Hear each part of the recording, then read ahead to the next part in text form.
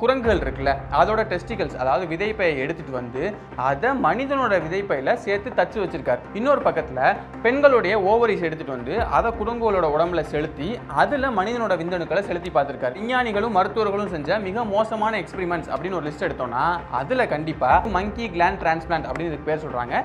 இந்த எக்ஸ்பெரிமெண்ட்டும் இருக்கும். செர்ஜே ஆப்ரஹாமோவிச் வாரனோவ் 1866ல ரஷ்யாவில் பிறக்கிற இந்த வாரனோவ் அதுக்கப்புறமா மருத்துவம் படிக்கிறதுக்காக பிரான்ஸ்ல போய் படிக்கிறார். படிச்சு முடிச்சதுக்கு அப்புறம் எகிப்து நாட்டுல போய் கொஞ்ச நாள் வேலை செய்யறாரு. அப்படி வேலை செய்யும் போது அங்க இருக்கக்கூடிய ஆடுகள் மாடுகள் அந்த கெடாலாம் ரொம்ப முக்கியமானது. ஏன்னா இனப்பெருக்கத்துக்குலாம் அதை தான் அதிகமா பயன்படுத்துவாங்க. இப்போ அது ரொம்ப வயசாகி போகும்போதும் இதோட ஸ்ட்ரென்த் எல்லாம் கம்மியா இருக்கு அப்படின்னு சொல்லிட்டு நிறைய பேர் அதை பயன்படுத்தாம போறாங்க. அந்த சமயத்துல அங்க இருந்த வாரனோவ்க்கு ஒரு ஐடியா தோணுது. என்னன்னா இப்போ இந்த ஆடு மாடுகளுடைய இளமையை நம்ம பழையபடி கொண்டு வரணும் அப்படின்னா இளமை எங்க இருக்கு அப்படின்னு அவர் யோசிச்சிருக்காருன்னா அந்த சமயத்துல டெஸ்டிகல்ஸ் எல்லாம் இளமை இருக்கு. அப்ப அந்த டெஸ்டிகல்ஸ் நம்ம மாத்திட்டோம் அப்படின்னா இவங்களுக்கான இந்த ஆடு மாடுகளுடைய இளமை பழையபடி வந்துடும் அப்படிங்கிற மாதிரி அவர் யோசிச்சு அந்த சமயத்துல இளமையா இருக்கக்கூடிய ஆடு மாடுகள்லாம் கூட்டிட்டு வந்து அதோட டெஸ்டிகல்ஸ் அதாவது விதைப்பையை ஒட்டுமொத்தமா ரிமூவ் பண்ணி அந்த வயசான ஆடு மாடுகள் அதோட உடம்புல செலுத்துறாரு. அந்த ஆடு மாடுகள் எல்லாமே பழையபடி இளமையாகி இன்னும் நிறைய இனப்பெருக்கெல்லாம் பண்ண ஆரம்பிச்சிச்சு அப்படின்னு சொல்லிட்டு பெரிய அளவில் அவர் விளம்பரப்படுத்துறாரு. அப்படி விளம்பரப்படுத்தவும் நிறைய பேர் அவர்கிட்ட வந்து என்னோட ஆடு மாடுக்கும் இந்த மாதிரி பண்ணி கொடுங்க, எங்களோட ஆடு மாடுக்கும் அதோட இளமையை மாற்றி கொடுங்க அப்படிங்கிற மாதிரிலாம் அவர்கிட்ட கேட்க ஆரம்பிட்டாங்க. அது ரொம்ப சக்ஸஸ்ஃபுல்லாகவே மாறுது.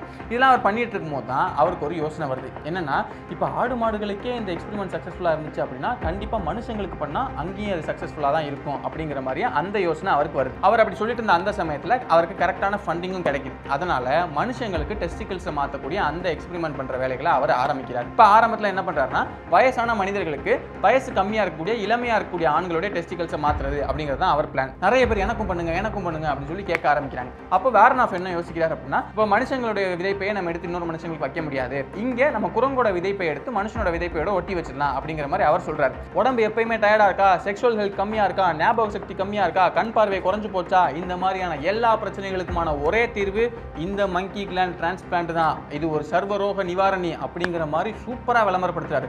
பிஃபோர் ஆஃப்டர் போட்டோஸ்லாம் வச்சிருக்காரு. வாய் வார்த்தை மூலமாவே ஒருத்தவங்க இருந்து அடுத்தவங்களுக்கு போகுது. இந்த மாதிரியான விஷயங்கள்லாம் பண்ணி நம்ம பிரச்சனைகளை சரி பண்றாரு அப்படிங்கிறது வந்து மக்கள் மத்தியில் பெரிய அளவில் பேசு பொருள் ஆகுது.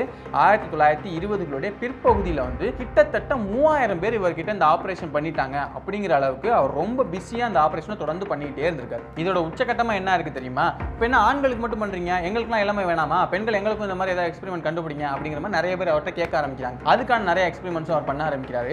அதுல ரொம்ப குறிப்பா ஒரு விஷயம் பண்றாரு. என்னன்னா இப்போ பெண் குரங்குகள் அதை எடுத்துட்டு வந்து அதுங்களோட உடம்புல இப்போ மனித பெண்கள் இருக்காங்கல்ல அவங்களோட ஓவரிஸ் எடுத்துட்டு வந்து இந்த பெண் குரங்குகளோட உடம்புல முதல்ல செலுத்துறாரு. அதுக்கப்புறமா மனித ஆண்களோட விந்தணுக்கள் எடுத்துட்டு வந்து அதை இந்த குரங்கோட உடம்புல செலுத்தி பார்த்து நிறைய எக்ஸ்பெரிமெண்ட்ஸ் எல்லாம் பண்றாரு. அங்கதான் கதையும் ஆரம்பிக்குது.